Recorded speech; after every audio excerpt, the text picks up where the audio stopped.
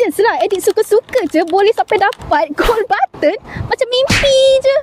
Siapa je yang tak kenal Sofian yang dulu mula dari hobi sekarang dah mendunia? Khairul Amin pula yang dulu video masak-masak sekarang dah ada jenama sendiri. Tapi ada seorang lagi anak Kelantan yang berjaya di peringkat global. Inilah dia, Afiq Aiman Kul atau dikenali sebagai AAC Dream, content creator animasi 3D sejak 2014. Huish.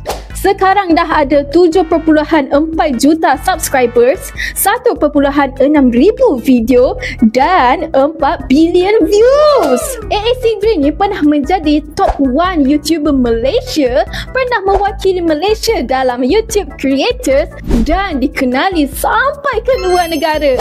Menarik kan? Semua kisah hidup dia dari struggle sampai bangkit ada dalam komik terbaru Butang Emas.